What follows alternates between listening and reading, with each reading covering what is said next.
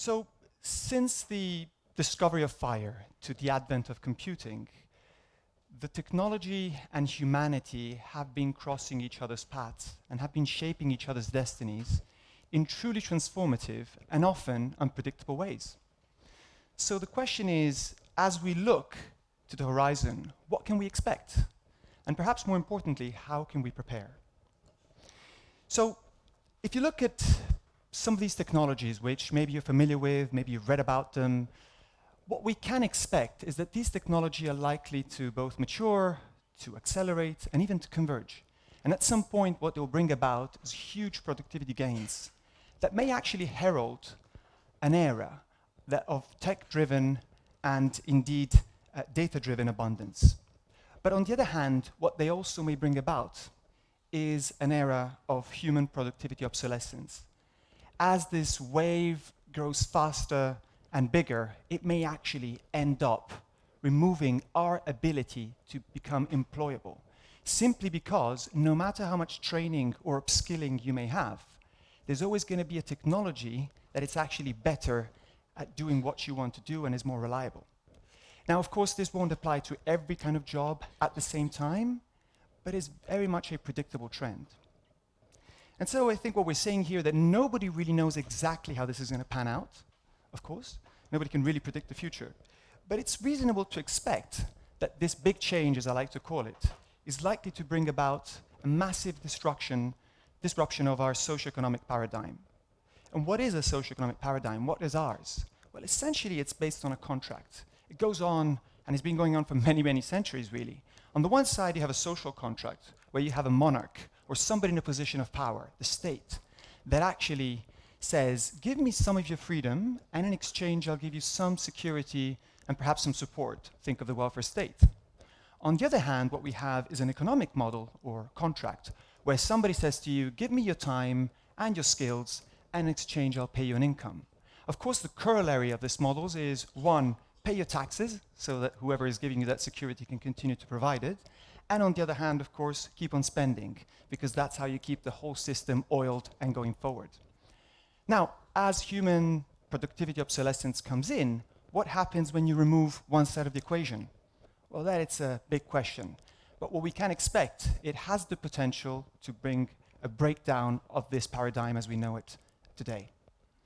Now, I've been speaking in a very sort of, theoretical, high-level way. Let's bring it a bit down, let's make it a bit more personal. So I'd like you to meet Mario. Mario is 27, he lives in Lisbon.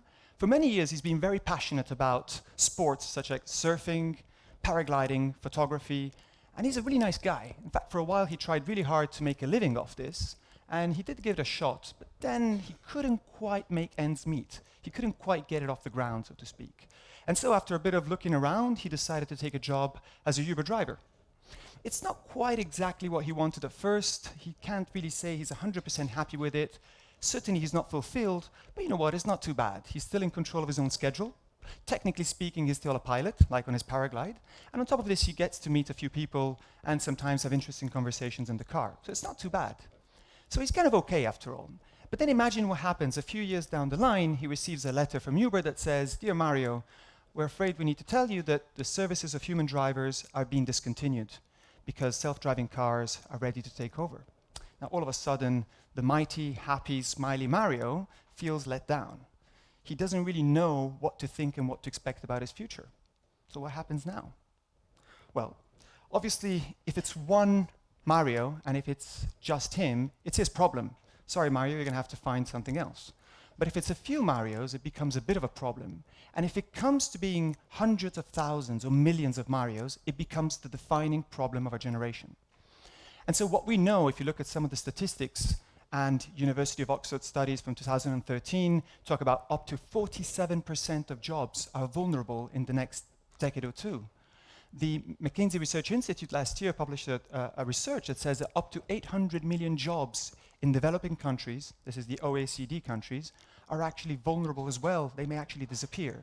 Now, these statistics are worth what they're worth, right? It doesn't really matter if it's going to be 30% or 40%, 600 million. What they're really telling us, and they're very debatable, there's very different views on these numbers, but basically what we're being told is that something is about to happen, and it's really going to bring about a massive change. Think just about this. In the US alone, something like 25% of people make a living driving some kind of a vehicle. What's going to happen when vehicles can drive themselves? And of course, it's not just people who drive vehicles, right? It's also going to be for Anna, who has been studying economics and business and eventually landed a job at one of the big four in accounting, eventually moving into auditing, and she may get the same letter a few years down the line. What happens now? Well, it's clearly something which it's a little bit scary in many ways. So obviously we could talk about upskilling. That's a standard answer, right? Well, just train more, get upskilled, and you'll be fine. Well, perhaps it's true, but perhaps it isn't. Because as this technology accelerates, what may well happen is that in fact, as it spreads and gets faster, this technology may actually may travel so far that you really aren't able to catch up, no matter how much upskilling or training you do. So what can happen? What can we expect? Well, certainly a few scenarios come to mind. And they don't look very promising, to be honest.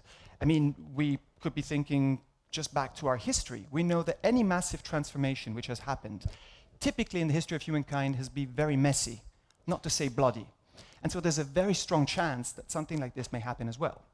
Now, clearly we could engage in opening those dark doors, and maybe they could be things like civil unrest, or perhaps wars, or perhaps some kind of a darker even reboot, some kind of a weaponized virus that is dropped in the water supply, and only those who actually meet certain conditions will be given the antidote, or perhaps will be able to afford it. We don't really know. But what I'd like to do, instead of kind of indulging and thinking about these kind of scenarios, which really tend to generate a lot of anxiety and pessimism, that by the way gets in the way of making the right decisions, I think that it'd be a good thing to actually start looking at different kind of scenarios. And I think that's a very human thing to do, to actually look for vision and for hope. So let's see what's perhaps behind this other door. And so I think the big change, the way I've described it, actually offers a realistic, certainly uncertain, certainly quite turbulent, but certainly some kind of a path that can bring us to, surprisingly, a more human-centered future. And so I'd like to call this scenario, keep it in mind, the white door scenario. Let's see what sits behind it. So a lot of thought has been going into what are we going to do with all these conditions if what I've been describing so far happens. And so you may have heard the concept of universal basic income, which essentially, as you can see here, it's about turning the contract on its head. It's no longer you paying into the state, it's the state or somebody for it that pays you to actually guarantee its own security and to keep the whole system from collapsing completely. Other people talk about negative income tax, which is variation on that same concept. For those who are not familiar, essentially this is a periodic cash payment with no strings attached and no requirement for you to work. That's what we're talking about.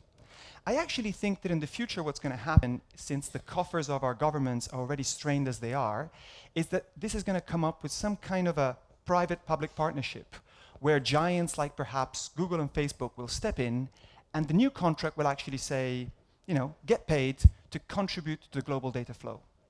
There's a lot that could be said about this, but truly, one, I haven't really got the time, and most importantly, yes, we could talk about the economics of all of this, but the reality is I'm not qualified to do that.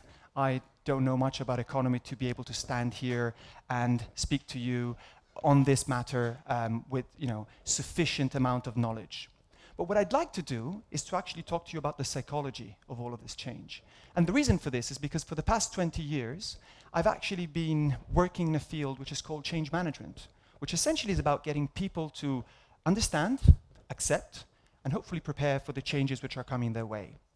I tend to do this as a management consultant in Fortune 500 companies in large corporate transformations initiatives. Things like mergers and acquisitions, the launch of a new IT system, business process engineering, outsourcing, shared service centers, you name it.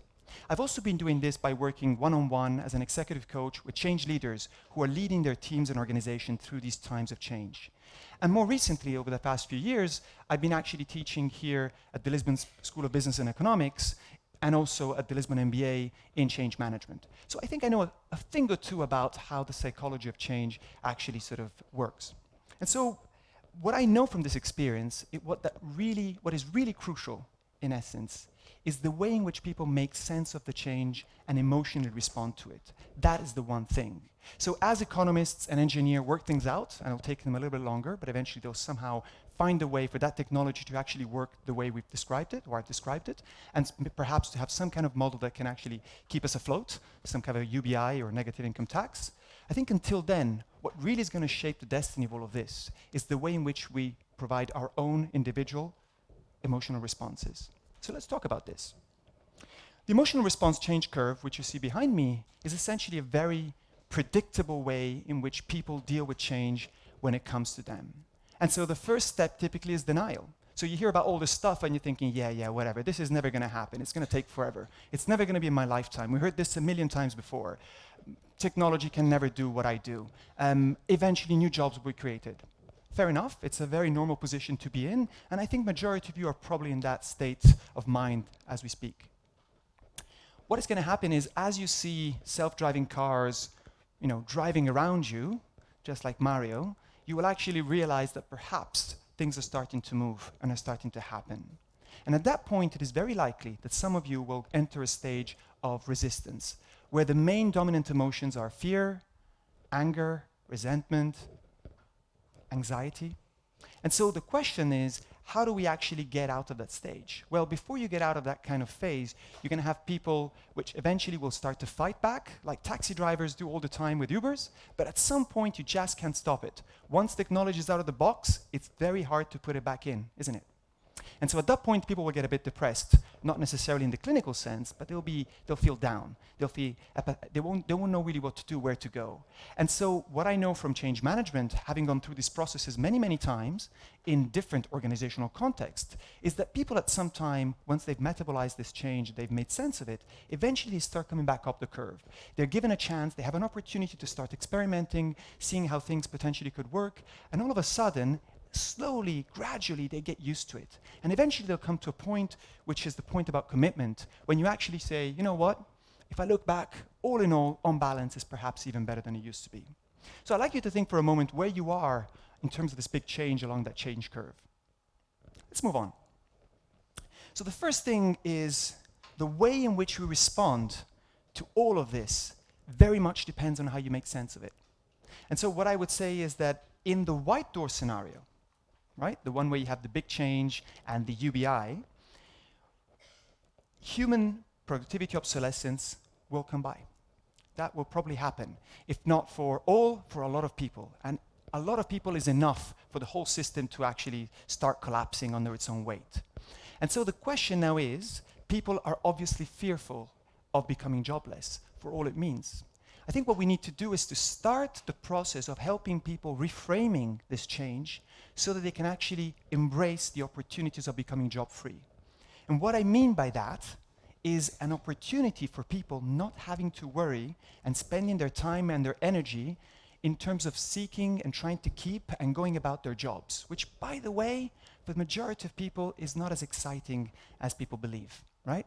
People in this room are perhaps more aligned in terms of their interests with the jobs that they do or they'll be doing, but for the vast majority of people, they don't quite like their jobs that much. So the question is this: are we able potentially to change what is essentially this trajectory? Can we change these very turbulent waters, perhaps, into the best wave ever surfed? Well, yes and no. And the reason is for this. Just like a plane, employment or work gives you a number of things. It allows you, through the wings and the engine, to keep in the air and propel forward. And that is your income. That's what a job gives you, right? It enables you to pay for your food, for your accommodation, for your debts, whatever it is. On the other hand, what it also provides, just like a plane, which has stabilizers, it gives you some kind of structure, social and psychological. People go to an office, have some kind of a schedule during the day. They don't get completely lost. For some, the lucky few, it actually also provides a bit of a rudder. In other words, it gives you a sense of purpose and meaning and direction. And those are things which are really, really important. So when we talk about UBI replacing work, well, yes, it can give you the income, but unless you're prepared to then be able to do something more and to actually think about how you're going to stabilize yourself psychologically, how you're going to find purpose and meaning, you have a bit of a problem. And so I actually believe that going forward, I don't think people will be wanting to fly Air UBI, as I like to call it, unless you have a way to get that rudder and those stabilizers back in place. And I think we should start now to work on that. And so if we look at Mario, we have a situation here where certainly he has now the means in this model, in the white door scenario. Remember, it's just a scenario. He now has the means not to have to worry about work, which means perhaps he has a bit more time to reconnect with his passions, his interests, his paragliding, his friends, his surfing, maybe even be able to contribute a little bit more. You know how people, when they get back to work, they're completely drained, they're tired, they have no more energy. They had so many things to do during the day, they just want to sit on that couch and watch some Netflix or whatever. And I'm saying it's not for all, but for a lot of people, unfortunately, it's like that. Now, imagine for a second that, Mario is in a position to be job-free, but is actually able to go through this process of reconnecting what truly matters to him, his interests and his passions. All of a sudden, he can actually have a chance to reconnect to what it really is meaningful for him, which is personal development and perhaps even social contribution. And I think that the real upskilling that we all should be looking at and investing in as a society is not the technical upskilling to get you to be able to do something which will keep computers and robotics and artificial intelligence at bay. In other words, that can kind of help you to win some time as the human productivity obsolescence wave catches up with you. I don't think that's going to be very efficient and very effective, because at some point it will catch up with you. I think the upskilling which is required is a psychological one, for people to be able to come to terms with the fact that this is happening, but it provides you a great opportunity, and that you can actually start to really think what you want to do with your life, which is actually a very scary thing, and most people don't have any clue how to go about that. So what I would say is, if this actually happens, what we're going to have is a Mario that is no longer a UBI-powered Mario, but a fulfilled Super Mario. Let me move to the couple more things I'd like to do, because we've been talking about Mario for quite a lot. But what I'd like to do is to actually talk about your change journey. Before we do so, let me just make a general remark here. And it's really for those of you who are still on the fence in that denial phase. Whether this white door scenario plays out the way I've described it or not, it doesn't really matter. What I would suggest is that we approach this question as if it will. And I think by doing this, we really create a psychological space, which is normally not there because you're too troubled and concerned about finding work and what to do and your time and your energy, to be able to really reconnect, to really understand more about yourselves by asking a few questions that I'd like to guide you through. Also, to better understand our relationship with technology and perhaps how all of this can shape the future of humanity. On a more personal note, I would ask you, as we go through this little exercise, just for a moment to willingly suspend your disbelief and to kind of go with the idea that yes, we are going to be at some point job-free, that the model that I've described actually is going to become reality, and so that you're not going to have these constraints to think about time and the energy it takes, and you can actually engage in a process of self-discovery, which I think is a really important thing to do, and most people don't actually do it that much. And if they do it, it's typically linked to finding a job and how to make a living. So let's see a little bit how this could go. Perhaps there's even in here some idea that you can come up with in terms of actually learning how to redesign a little bit your life. There's a few questions on here, and perhaps you're welcome to take your mobile phones out and take an image of this or take a few notes. The first thing you want to ask yourself is, how and what makes you really happy? What do you really enjoy doing and being? And I know some of you have some ideas, but I'd like you to really come up with a very extensive list. Squeeze that lemon. See if you can have 24, 25 things that you really enjoy. The second question is, think about what are the things that these activities, occupations have in common? What is it that they seem to share? And actually, by doing this, you will actually be able to understand the things that you really value. And finally, once you've done this exercise, is what could you do now to actually get more of that into your life? More of the things that really matter and are important to you. What could you potentially do? What are your assets? What are your talents? What do you need? What do you need to invest to actually do that? But not focus exclusively on work, focusing on the things that really matter to you. And I've got two small bonus questions for you, which are really important. In a UBI model, you're not going to be paid a lot of money. So there's two questions you need to ask yourself. One, are you actually able to reduce your consumption footprint? Are you actually able to simplify your life? Would you be able to do that? And the second, are you willing to trade what essentially is income and stuff for a little bit more time to engage in meaningful things and maybe contribute more meaningfully to society? So in conclusion, and I'd like you to actually have a moment to think about this. You don't have the time now. Perhaps you could actually exchange contact details with the person sitting next to you and check in on Monday or Tuesday to see if you actually managed to answer these questions. See if you can actually spend a little bit of time. I guarantee you it's time very well spent. So in conclusion, let me say a couple of things. First of all, big change is likely to bring about two things: obsolescence on the one side. I very much think this is going to happen. And I also think because of that, the reverse side of the coin, yin and yang, it's going to be a tech-enabled renaissance, where people finally have the time to really reconnect with what matters to them, their values, and actually, in many ways, learn and practice how to live more harmoniously with themselves and with others. So that's one thing. The second thing is the mere fact that this scenario, it's not mere fictional. So we have some elements, we have some data. They're debatable, but there is something that tells us this could actually happen. I think this puts us in a position to project ourselves into a future where, as the French philosopher Jean-Paul Sartre used to say, we're going to be condemned to be free. What we do with that freedom depends on what we do now and how we prepare for it. And finally, on a final remark, I really truly believe that today our society needs a new narrative. When I look around, I see a lot of concerns and anxiety, and you really see that sort of the existing narratives, which are the shared stories that we use to make sense of our past, our present, and our future, are collapsing, leaving behind a very troubling void. And so the question is, I think it's time for a new narrative to appear, perhaps one in which, through this scenario, we can actually move away from our obsession with growth and consumption, jobs, buy, spend, own, no matter what the cost, into a new paradigm which actually is much more connected with personal development and indeed with social contribution. And so, big change, it's coming, it's going to accelerate in ways that I think most people don't actually grasp how fast this is going to come. Perhaps I think I'm too much projected in the future, but it's going to be faster than most people think. And so what I would say, its impact on humanity depends essentially on the way in which, starting now, we start making sense of it and preparing for it. So one last thing for me to say. Big change is coming. It requires an input on our side. And so, as a very, very last remark, I'd like to say this, or as we humans like to say, thank you.